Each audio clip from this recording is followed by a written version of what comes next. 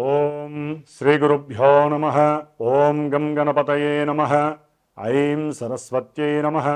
ఓం శ్రీమాత్రే నమః. హరి ఓం. జపాకుసుమ సంకాశం కాశ్యపేయం మహాద్యుతిం తమోరిం సర్వపాపజ్ఞం ప్రణతోస్మి దివాకరం. ఓం శ్రీ సూర్యనారాయణ స్వామినే నమః. ఓం జ్ఞానానందమయం దేవం నిర్మలస్ఫటికాకృతిం ఆధారం సర్వవిద్యానాం శ్రీ హయగ్రీవముపాస్మహే. శ్రీ హయగ్రీవాయ నమః. ఆదిత్యాయ చ సోమాయ మంగళాయ బుధాయ చ గురుశుక్ర శనిభ్యశ్చ రాహవే కేతవే నమో నమః. వీక్షిస్తున్నటువంటి ప్రేక్షకులందరికీ కూడా సూర్యాది నవగ్రహాల యొక్క అనుగ్రహము కలిగి అందరికీ కూడా ఆయురారోగ్య అష్ట ఐశ్వర్యములు కలగాలని, అనుకున్నటువంటి మన ప్రాప్తి అంటే మనస్సంకల్ప ప్రాప్తి లభించాలని కోరుకుంటూ, మరి ఈ నవంబర్ మాసంలో నవంబర్ 16వ తేదీన సూర్య భగవానుడు గ్రహాలకి అధిపతి, సమస్త జీవులకి కూడా ఆరోగ్యాన్ని జీవాన్ని ఇచ్చేటటువంటి ఆ సూర్యుని యొక్క సంక్రమణం ఈ నెల నవంబర్ 16వ తేదీన నీచస్థితి రాశి అయినటువంటి తులారాశి నుంచి మిత్రరాశి అయినటువంటి ద్వాదశ రాశుల్లో అష్టమ రాశి అయినటువంటి కుజక్షేత్రములో అనగా వృశ్చిక రాశిలో రవి తన యొక్క సంచారాన్ని దాదాపుగా డిసెంబర్ 16వ తేదీ 30 రోజులు కూడా మిత్ర నక్షత్రమైనటువంటి విశాఖ నక్షత్రములో, అట్లాగే అనురాధ నక్షత్రము శత్రు నక్షత్రమైనటువంటి శని నక్షత్రములో, మిత్ర నక్షత్రమైనటువంటి లాభకరమైనటువంటి బుధ నక్షత్రము జ్యేష్ఠ నక్షత్రంలో తన యొక్క సంచారాన్ని సలుపుతూ, అట్లాగే మనకి మాసవారి అంటే రవి సంక్రమణ సమయంలో ఉన్నటువంటి గ్రహస్థితులను బట్టి కనుక చూసుకున్నట్లయితే కుజుడు కూడా తన యొక్క స్వక్షేత్రమైనటువంటి వృశ్చిక రాశిలో ఇప్పటికే తన యొక్క సంచారాన్ని చేస్తూ ఉన్నాడు. అట్లాగే బుధుడు తులారాశిలో వక్రగతిని పొంది దాదాపుగా ఈ బుధగ్రహము నవంబర్ 10వ తేదీ నుండి నవంబర్ 23 వరకు కూడా వృశ్చిక రాశిలో వక్రత్వాన్ని పొంది సంచారం చేస్తూ నవంబర్ 29వ తేదీన డైరెక్ట్గా మళ్ళీ ప్రయాణాన్ని చేస్తూ ఉంటాడు. డిసెంబరు 6న మళ్ళీ వృశ్చిక రాశిలోకి వస్తాడు. అంటే ఈ బుధగ్రహము అనేటటువంటిది వక్రగతిని పొంది వ్యాపార గ్రహము, బుద్ధికి కారకుడు, నరాలకి సంబంధించినటువంటి ఈ బుధగ్రహము అటు తులారాశి ఇటు వృశ్చిక రాశిలో అటు ఇటు సంచరిస్తూ ఎన్నో రకమైనటువంటి బుద్ధి వికల్పాలని కలుగజేస్తూ ఉంటాడు. అట్లాగే ధనకారకుడు, పుత్రకారకుడు అయినటువంటి సమస్త శుభాలకి కారకుడైనటువంటి గురువు బృహస్పతి దాదాపుగా నవంబర్ 11వ తేదీ వరకు కూడా తన యొక్క మిత్రక్షేత్రము ఉచ్చస్థిత రాశి అయినటువంటి కర్కాటక రాశిలో చక్కగా రుజుమార్గంలో సంచరిస్తూ ఎన్నో శుభాలను చేస్తూ కొన్ని రాశుల వారికి ఇప్పుడు నవంబరు 11వ తేదీ రాత్రి 8 గంటల తర్వాత నుంచి కూడా ఈయన మరలా వక్రగతిని పొంది మిథున రాశిలోకి డిసెంబర్ 5 తర్వాత మిథున రాశిలోకి ప్రవేశిస్తారు ఈ బృహస్పతి. అట్లాగే మనకి శుక్రుడు, ఈ శుక్రుడు దాదాపుగా నవంబర్ 26, 27వ తేదీ వరకు కూడా తన యొక్క స్వక్షేత్రమైనటువంటి తులారాశిలో తన యొక్క సంచారాన్ని జరుపుతూ నవంబర్ 27వ తేదీన ఈ శుక్రుడు తులారాశి నుంచి శత్రుక్షేత్రమైనటువంటి వృశ్చిక రాశిలోకి సంచారాన్ని జరుపుతూ ఉంటాడు. ఈయన మరి దాంపత్యకారకుడు, వివాహకారకుడు, వీర్యకారకుడు, సమస్త భోగభాగ్యాలకి, ధనానికి, గోల్డ్ జ్యువెలరీకి సంబంధించినటువంటి వాడు ఈ శుక్రుడు. అట్లాగే శని భగవానుడు, ఈయన గురుడు యొక్క రాశి అయినటువంటి మీనరాశిలో ప్రయాణాన్ని చేస్తూ వక్రత్వంతో ప్రయాణం చేస్తూ ఈ నవంబర్ 28వ తేదీ నుండి డైరెక్ట్ మోషన్ అంటే రుజుమార్గంలోకి ప్రయాణం చేస్తూ ప్రారంభం చేస్తాడు. దాదాపుగా మార్చి వరకు ఆయన పూర్వభాద్ర నక్షత్రంలోనే ఉంటూ ముందుకు జరుగుతూ ఉంటాడు. ఇప్పటి వరకు కాస్త ఊపిరి పీల్చుకున్న కొంతమందికి మరలా ఏలినాటి శని, అర్ధాష్టమ శని ప్రాబల్యాలు ప్రారంభమవుతాయి. మార్చి వరకు కొంతవరకు పర్వాలేదు, మార్చి నుంచి కొంత మళ్ళీ ఇబ్బందులు ఎదురయ్యే అవకాశాలు ఉంటాయి వీరికి. అట్లాగే రాహువు ఈ నెల నవంబర్ 23వ తేదీన అదే కుంభరాశిలో ఉంటూ పూర్వభాద్ర నక్షత్రంలోంచి తన యొక్క స్వంత నక్షత్రమైనటువంటి శతభిష నక్షత్రంలోకి ప్రవేశిస్తున్నారు. ఇది కొన్ని రాశుల వారికి ఆగమ్య గోచరంగానూ ఎన్నో ఇబ్బందులు పెడుతూ అనారోగ్య బాధల్ని, మానసిక విపర్యాలని, చింతిత బాధల్ని ఎక్కువ చేసే పరిస్థితి ఎదురవుతుంది. కష్ట నష్టాలు కూడా కలిగే అవకాశం ఉంటుంది ఈ రాహువు ఇక్కడ ఉండడం ద్వారా.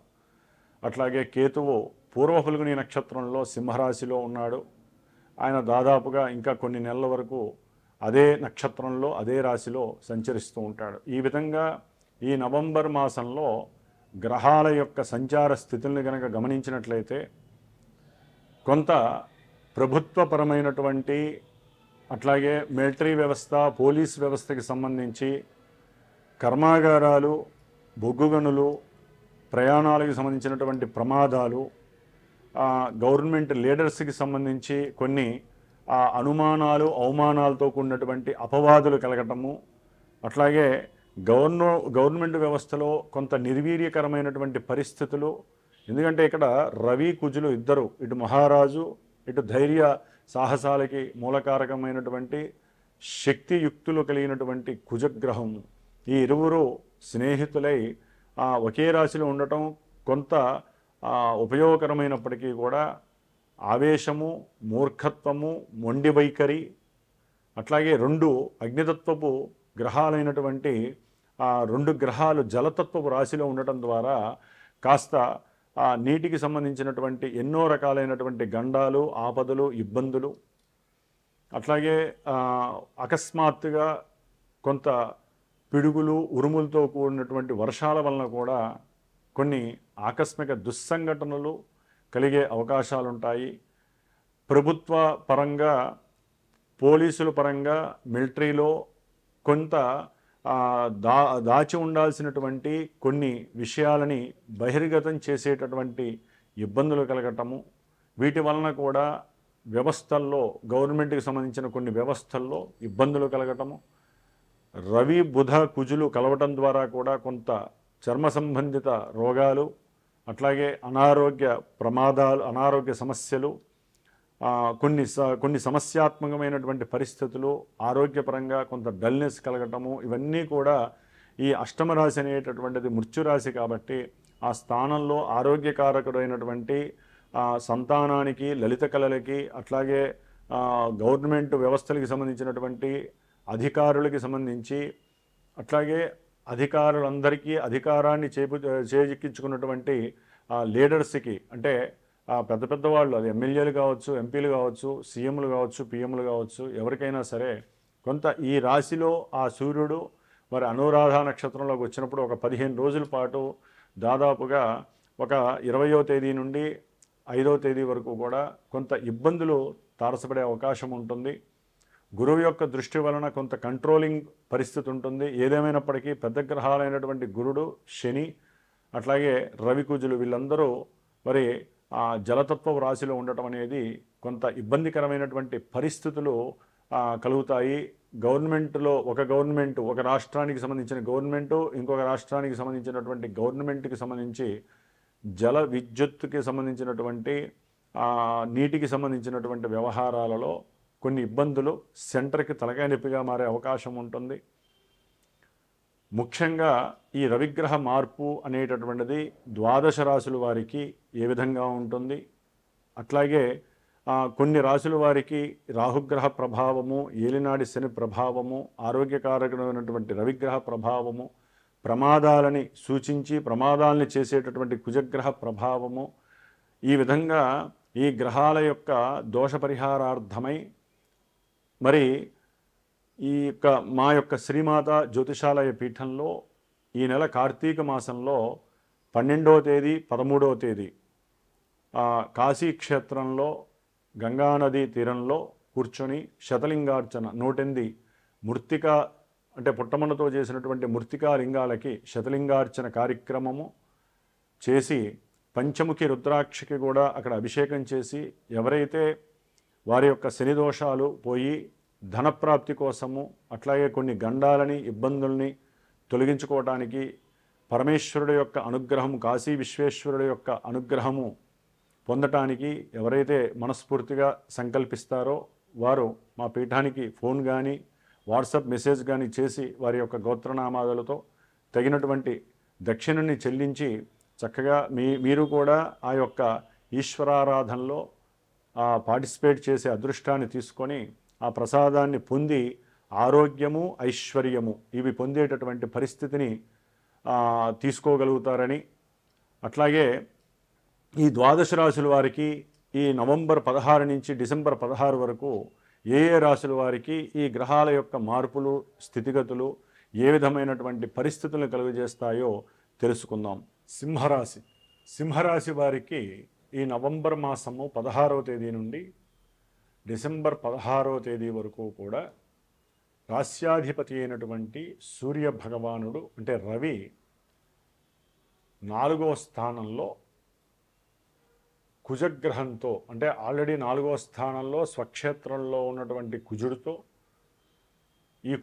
ఈ రవిగ్రహము వెళ్ళి కలవటం వలన విద్యార్థులకి సృజనాత్మక శక్తి అట్లాగే మనోపరమైనటువంటి బుద్ధి వికాసత్వము తగ్గి గృహములో సరైనటువంటి సౌఖ్యము లేక సరైనటువంటి భోజన పదార్థములు భుజింపకుండా వచ్చేటటువంటి కొన్ని గర్భపరమైనటువంటి దోషాలు ఉదర దోషాల వలన ఆరోగ్యము చెడిపోయి విద్యార్థులకి విద్యా ఆటంకాలు భంగాలు కలిగే అవకాశము ఎక్కువగా ఉంది. కొన్ని రకములైనటువంటి అనారోగ్య సమస్యలు కూడా మాతృ సంబంధిత పరమైనటువంటి ఇబ్బందులు కూడా కలుగజేస్తుంది సింహరాశి వారికి. అట్లాగే అన్నదమ్ముల మధ్య తండ్రికి మీకు మధ్య గృహ సంబంధిత విషయాలు అంటే పూర్వంలో తాత ముత్తాతలు కావచ్చు అమ్మమ్మలు కావచ్చు ఎవరైనా సరే ఈ యొక్క ఆస్తులన్నీ కూడా అందరికీ సరిసమానంగా రావాలి అని ఎవరైతే రాశారో ఆ యొక్క నకళ్ళుని తారుమారు చేయటము వాటికి డూప్లికేట్ సృష్టించి వారి పేరు మీద మాత్రమే రాయించుకోవటము ఇలాంటి అంతర్గత వ్యవహారాలు చేయటం ద్వారా అది ఒక రకంగా చెప్పాలంటే మీ గృహంలో అమరికల్ని లోపత్వం సూచిస్తోంది. దాని ద్వారా తండ్రి లేదు అక్కతమ్ముళ్ళు లేరు అన్నదమ్ముళ్ళు లేరు అనేటటువంటి విషయంలో మీరు ముందడుగు వేసి అనవసరమైనటువంటి గొడవలు తగాదాలు కుటుంబ సౌఖ్యము తగ్గే పరిస్థితి సరైనటువంటి సమయానుకూలమైనటువంటి భోజనం లేక అనారోగ్యము కూడా కలగడానికి ఎక్కువ అవకాశాలు ఉన్నాయి. 12వ స్థానంలో ఉన్నటువంటి గురువు వక్రించడం ద్వారా మీరు కొంత ఈ యొక్క దృష్టి రవికుజుల మీద పడటము అనేటటువంటిది కొంతవరకు మీకున్నటువంటి తెలివి జ్ఞానాన్ని ఉపయోగించి ఆ ఆస్తిపాస్తుల యొక్క విషయంలో మీరు గవర్నమెంట్ దాకా వెళ్ళి పెద్ద వాళ్ళని గవర్నమెంట్లో ఎవరైనా మీకు తెలిసినటువంటి అధికారులు కావచ్చు పోలీసుల్లో మీకు తెలిసినటువంటి అధికారులు కావచ్చు వాళ్ళ ద్వారా మీ యొక్క పనులని జాగ్రత్తగా మీకు రావాల్సినటువంటి ఆ యొక్క ధనాన్ని కానీ లేకపోతే మీకు రావాల్సినటువంటి ఆస్తిపాస్తుల విషయాలలో కొంతవరకు ప్రయత్నపూర్వకంగా కొంత డబ్బుని వెచ్చించైనా సరే వాటిని పొందటానికి ఎక్కువగా మీరు ప్రయత్నం చేస్తారు స్వయం కృషితో. అయితే సింహరాశి వారికి రాహుకేతువుల యొక్క ప్రభావము కాలసర్ప యోగ దోషాన్ని బాగా కలుగజేస్తోంది. దానికి తోడు ఆ యొక్క రాహువు ఈ నవంబర్ 23వ తేదీన సొంత నక్షత్రంలోకి రావడం ఇంకా బలం. శని యొక్క క్షేత్రంలో ఉండటం ఆయన సప్తమాధిపతి అష్టమంలో ఉండటం వలన కొంత ఆర్థికంగా అంటే అప్పుల పరంగా భార్య పరంగా వ్యాపార పరంగా ధన నష్టాలని చూపిస్తోంది అష్టమ శని ప్రాబల్యము. ఎందుకంటే ఈ నెలాఖరులో వీరికి అష్టమ శని ప్రాబల్యము విపరీతమవుతోంది సింహరాశి వారికి. దాని ద్వారా ఎన్నో రకాలైనటువంటి మృత్యు దోషాలు, ఆకస్మికంగా జలగండాలు కావచ్చు, అట్లాగే దూర ప్రయాణాల వలన అలసట కావచ్చు, భార్యాభర్తల మధ్య ఎడబాటు కావచ్చు, లేకపోతే ఒక వ్యాపారాన్ని చేస్తూ ఆ వ్యాపారంలో ఉన్నట్టుండి ఆకస్మికంగా మీ మధ్య పురపచ్చాలు చెదిరిపోయి లేనిపోని వ్యవస్థలో తేడాల వలన మీరు ఆర్థికంగా నష్టపోయి కుంగిపోయే పరిస్థితి కూడా సింహరాశి వారికి కనిపిస్తోంది. ముఖ్యంగా వీరికి గ్రహస్థితి గతుల్లో కాస్త శుక్రగ్రహము ఈ నెలాఖరు వరకు అనుకూలమైన పరిస్థితులు, మీరు అనుకున్నటువంటి సంకల్పాలు అంటే ఇష్టమున్నా లేకపోయినా ఎన్ని కష్టాలు ఎదురైనా సరే ఈ నవంబర్ నెలాఖరు వరకు కూడా భార్యాభర్తల మధ్య కొంత అన్యోన్యత కొనసాగే అవకాశం ఉంది. కానీ ఎప్పుడైతే శుక్రుడు సింహరాశి వారికి 4వ స్థానము అంటే కుజగ్రహంతో రవిగ్రహంతో కలిసి కుజక్షేత్రంలోకి వెళ్తాడో విద్యార్థులు, అది హైగా చదువుకునే వాళ్ళు కావచ్చు, చిన్న చిన్న స్కూళ్ళల్లో చదివేవాళ్ళు కావచ్చు, వీళ్ళకి కాస్త అవసరం లేనటువంటి కొన్ని దోషాలు వీళ్ళని చదువుకి భంగాన్ని కలుగజేసే అవకాశాలు కలుగుతాయి. నేత్ర సంబంధిత దోషాలు కలుగుతాయి. వాటర్లో ఏదో ఎంజాయ్ చేద్దాం అనుకుంటే అది మిమ్మల్ని లేనిపోని సమస్యలకి కూడా గురి చేసే అవకాశం కలుగుతోంది. కాబట్టి ఎటు చూసినా సింహరాశి వారికి కాస్త ఈ నెల రోజుల్లో రవి, కుజ, బుధగ్రహము వక్రించి అటు ఇటు ఉన్నప్పటికీ ఆర్థికంగా ధనలాభాదుల విషయంలో మీరు చేసేటటువంటి వ్యాపార క్రయ విక్రయాదుల్లో అంతగా మీకు నష్టమైతే కలగదు. కానీ ఆయన అటు ఇటు సంచరించడం ద్వారా కొన్ని ఫ్లక్చువేషన్స్ జరిగే అవకాశము, ప్రయాణాదులు కావచ్చు, లేకపోతే గృహంలో ఆ మాతృపరమైనటువంటి ఆనందము కొంచెం దూరము కావచ్చు, అట్లాగే మీరు మాట్లాడే మాట ఒక్కోసారి తిరస్కారం చెంది మీకు వచ్చేటటువంటి ధనలాభాదుల్లో కొంచెం తేడా కనిపించచ్చేమో. కానీ బుధగ్రహం ఒక్కటే మీకు అనుకూలంగా ఉంది. మిగతా రవి, కుజ, గురు అట్లాగే శుక్రగ్రహం అనుకూలంగా ఉన్నప్పటికీ ఆయన కలిసే అంటే వీళ్ళందరూ కూడా రవి కుజులతో కలవడం ద్వారా కొన్ని ఇబ్బందులు ఎదురే అవకాశం ఉంటుంది. గురువు దృష్టి ఉన్నప్పటికీ ఆయన కాస్త 12వ స్థానంలో బలహీనంగా ఉన్నాడు. కాబట్టి వీరు కాస్త దత్త చరిత్ర చదవండి. లేకపోతే ఈ డిసెంబర్ 3వ తేదీనో ఎప్పుడో అటు ఇటుగా నాకు తెలిసి దత్త జయంతి వస్తుంది. కాబట్టి స్వామివారి యొక్క నామాన్నో స్తోత్రాన్నో అధిక మొత్తంలో చక్కగా చదువుకోండి, ఆ తీర్థాన్ని స్వీకరించండి, లేదా గానుగాపూర్ క్షేత్రానికి వెళ్ళండి.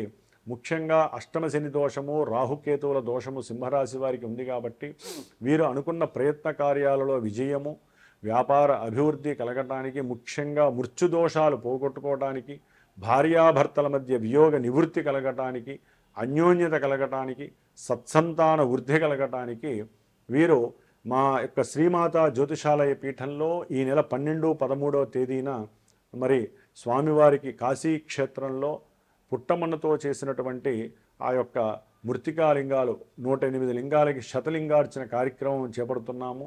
అట్లాగే ఈ నెలాఖరు 26వ తేదీన సుబ్రహ్మణ్య షష్ఠి వస్తోంది. కాబట్టి మరి ఈ యొక్క స్వామివారి యొక్క అనుగ్రహము కోసము శ్రీ వల్లీ దేవసేన సమేత సుబ్రహ్మణ్యేశ్వర స్వామికి కళ్యాణము ఆచరిస్తూ సుబ్రహ్మణ్యేశ్వర పాశుపత రుద్రహోమాన్ని కూడా ఆచరిస్తున్నాం. కాబట్టి ఎవరైనా సరే వివాహం కావాలనుకున్నటువంటి వారు, సంతానపరమైనటువంటి సమస్యలు ఎదుర్కొంటున్నటువంటి వారు, అది గర్భదోషాలు కావచ్చు, సంతానం పుట్టి మరణించిన వారు కావచ్చు, లేకపోతే సంతానపరంగా ఏదో రకమైనటువంటి క్లేశములు ఇబ్బందులు పడుతున్న వారు కావచ్చు, లేదా వివాహము వ్యవస్థలో ఎన్నో దోషాలతో ఇబ్బంది పడేవాళ్ళు కావచ్చు, కుజదోషాలు కావచ్చు, ఇట్లా కుజరాహుకేతు శనిగ్రహ దోషాలు అనుభవించేటటువంటి వారికి సింహరాశి వారు కూడా ఎక్కువగా ఇబ్బందులు పడుతున్నారు. కాబట్టి మీరు ఎవరైనా సరే పీఠానికి చక్కగా ఫోన్ చేయండి, ఈ కార్యక్రమాల్లో పాల్గొనే అవకాశం స్వీకరించండి. అటు పార్వతీ పరమేశ్వరుల యొక్క అనుగ్రహము, ఇటు సుబ్రహ్మణ్య అనుగ్రహం వలన మీకు సర్వదా రక్ష కలుగుగాక. ఓం నమో నారాయణాయ.